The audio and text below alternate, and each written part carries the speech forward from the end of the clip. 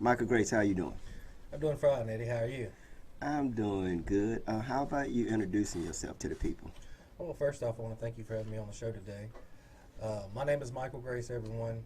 I am the candidate for the Democratic Party for the 10th Judicial District of Mississippi, which includes the counties of Kemper, Lauderdale, Clark, and Wayne.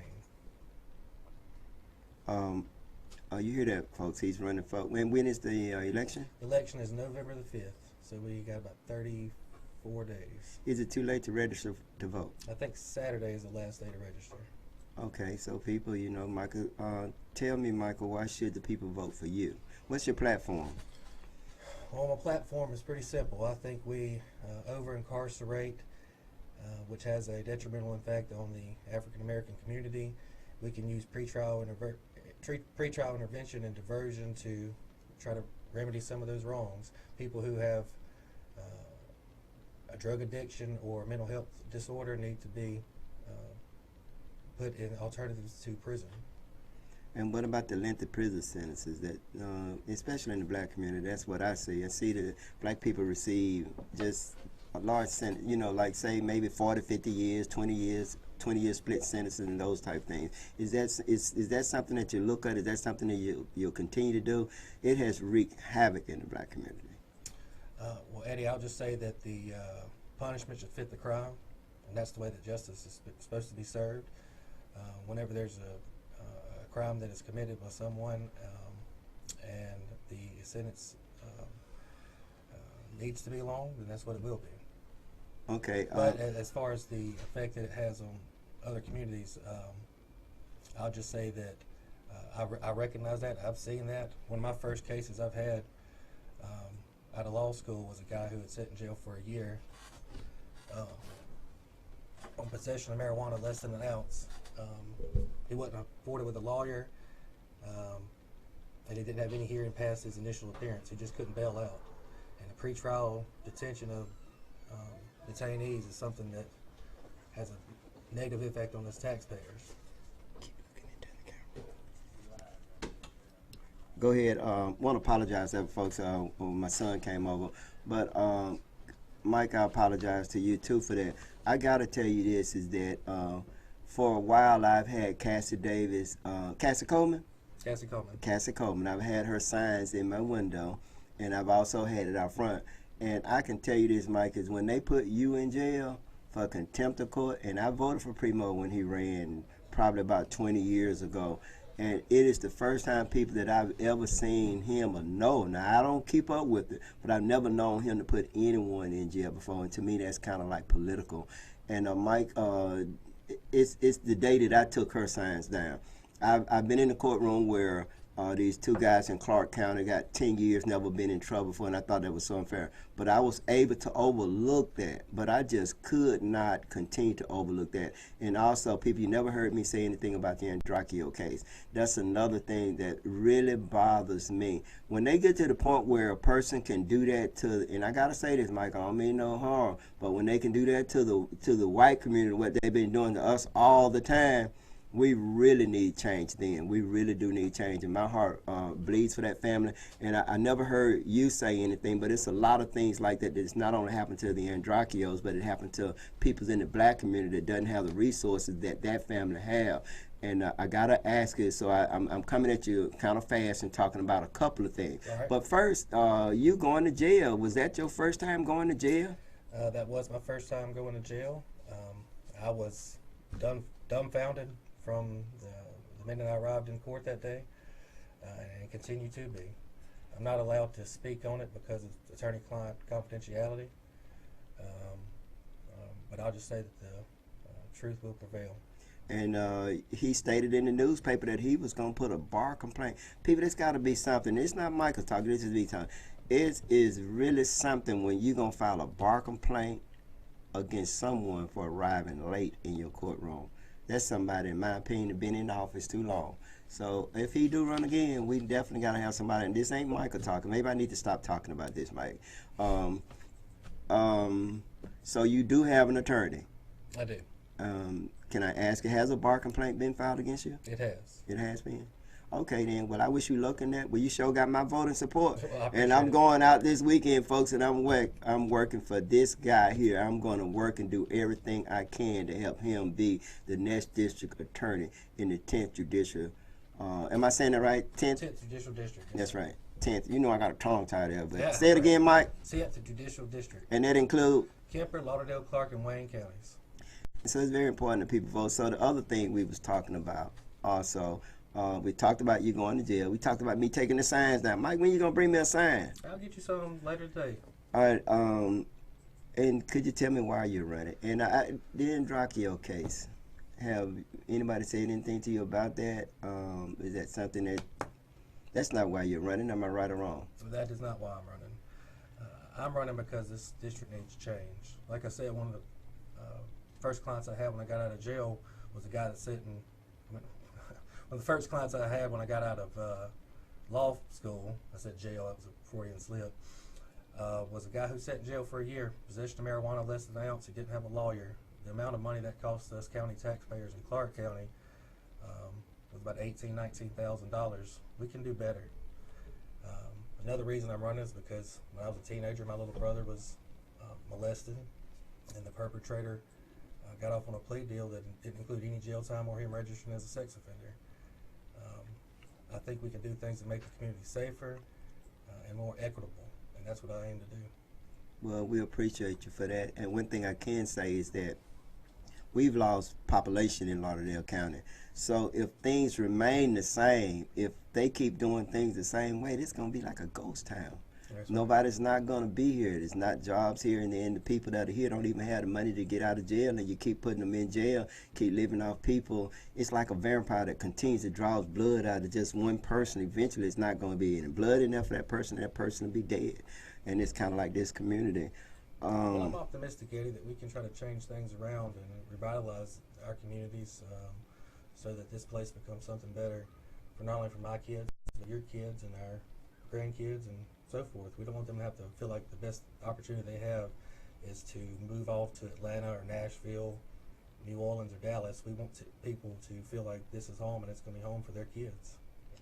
And I got to say this to people is that I don't know what type of support Michael has, but he has this support right here. It's okay if I call you Michael? Go ahead. Yeah, so I'm I've been called worse. Yeah, but not by us. But I don't know what kind of support he has, but we definitely need to support change. We need change in this community for things to continue to be the same way, for things to continue to be as it has been. It hadn't helped us out. We look around, you see buildings being torn. All this ties in now. Economic development, there's none. There's no growth. Houses and things like that are being torn out. And could you tell us about your family? And I assume you're a Christian. I am a Christian. We ain't gonna talk about that too much, but go ahead on. But let the people know about your family, and I guess it's been pretty rough on you. Am I right or am I wrong? It has been very rough on me and my family. I have a fiance, Ashley Tony. Okay. 2 kids, Jack and Taylor. Jack is 2, Taylor is 4. Taylor actually is in soccer practice right now. I am originally from Enterprise, graduated there in 2003. Went off to Mississippi College, where I graduated magna cum laude with a bachelor's in political science. I was offered a full ride to Mississippi College School of Law, which I accepted. Graduated there in 2011, and then in 2013 opened up my own practice, Grace Law Firm in Quitman. So I came back home. That's good. What about? Didn't you have a friend that a good friend of yours, a DJ here in Meridian? I do. That's Corey Kibbs. I think it goes by Corey Moe. Corey Moe, that's right. Y'all know about Corey Moe, especially the young people know about him. Is he helping you? He's busy with his own radio and everything. But he's going to vote for you, though, right? He's going to vote for me. We've talked a lot about the campaign, about the change that's needed in this area. We used to ride to school together, and we've been friends for a while. So when we talk about change, what are some of the changes that we need in here in this area? Well, but first off, we need more effective leadership. We need to start holding people accountable, not just people who commit everyday crimes, but also I'm talking about white-collar crimes, corrupt politicians. Everybody needs to be held accountable by the same standard. That's what the justice system is all about. And I think we can also make the system more equitable without reducing public safety, because the number one priority of the district attorney is to keep the public safe, in my opinion. And that's something I'll fight for from day one. And I also do the same thing with victims, because I believe that as a victim you should have rights paramount, since second only to defendants in the courtroom. Paramount means great, folks. Absolutely. One of the things what about cases that, what if somebody I know, I can tell you this, and I never, I want to talk about Aaron Finley. Aaron Finley was probably done about at least 30 years in prison for a crime that he did not commit, and I really believe that. And every time he tried to file a PCCR, PCCR. Could you tell the people what that is? Post-conviction collateral relief, PCCR. Okay, go ahead. Yeah, every time he filed that and he gets a lot of their county, they won't hear his argument. They won't hear what's going on with him. Is that something? Is a case like that? Is something that would you open a case up that's 30 or 40 years old if you felt like this person hadn't been treated fairly? If this person just want another day in court to present new evidence, is that something that you would do? And I gotta talk about the Androcchio case. Is that a case that would you look at that case too? Is that something that you can't talk about? Well, first off, on any post-conviction relief, I would love to be able to promise that I would have a conviction integrity department in the district attorney's office. We would review prior convictions to make sure the terms were equitable and the defendants were actually guilty. But because of lack of resources, that's probably unlikely, just to be honest. But we'll still have our eyes open for those types of cases. Regarding the Androcchio case, I can just say it's still an active investigation. I believe there is enough to move forward at this point for an indictment. And we'll just have to wait and see. I gotta say this, that I did see the video, and people, you hear me say things about white folks this, black folks this, but we're talking about white people now, and I can tell you that I'm a bleeding heart sometimes, and I can tell you I've seen some of those videos and I could actually see myself that it's some type of cover-up. I know it ain't nothing you can talk about, but I can. And I just want justice for that family, not only that family, especially that family. And I know Judge Gerald Wayne, fair judge, and some of you might know him, Judge Gerald Wayne Thomas. That's his grandson, if I'm not mistaken. Am I right or wrong? You're correct. And I wish you all the luck. I'm gonna do all I can to help you. I know that this video gonna get watched. Not everybody's gonna subscribe, but it's being looked at.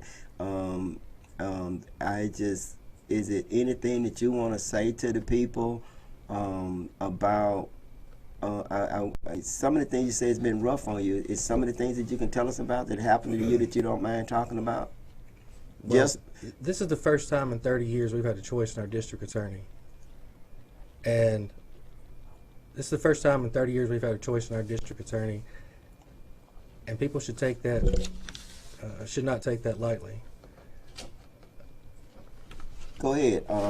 And people, if you want to call in, the number to call in is 601-627-5318. Y'all got it?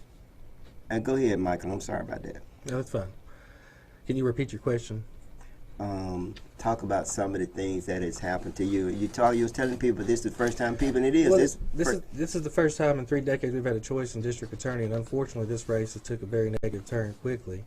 And I hope people are not distracted by the cheap, divisive politics that seek to destroy and instead embrace politics that want to try to change and progress the community. My name is Michael Grace, and I'm asking for your vote November. And people, I'm going to put it up so you can see it. Can they see your dice? This is what I want you to do. Okay, now I'm going to let you see my handsome face again. I look better than Michael. Now, he's a lot younger now, but I look the best. Now, he's not going to agree with me, nor will his fiance. People, this is the first time in 30 years that we've had a choice, and that's one of the things that I see wrong with Lauderdale County. You don't want to see that anywhere else where people does not run against these politicians, and then they think that it's some kind of entitlement, that this job is entitled. And one of the things that happened to Cass is that she was appointed by the governor of this state. That's correct. And let's talk about your political affiliation. Some people have said that you're not a Democrat. This is your first time running as a Democrat. Or where did Michael Grace come from? So could you address that? Sure. I'm the first person in my family to go to college. My family's not very political. I got involved in politics after taking American National Government at MCC one semester during college, and or during high school, I should say.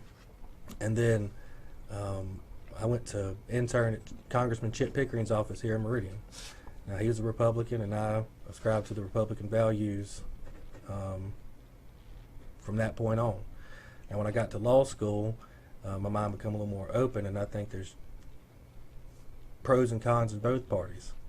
Whenever I decided to run for district attorney, my opponent had already grabbed the red jersey, so the only thing left for me to do to either grab the blue jersey or run skin, and I'm too big for that. So, but in all seriousness, I believe we need more progressive policies out there for the district attorney's office so that we can right some of these wrongs, such as mass incarceration.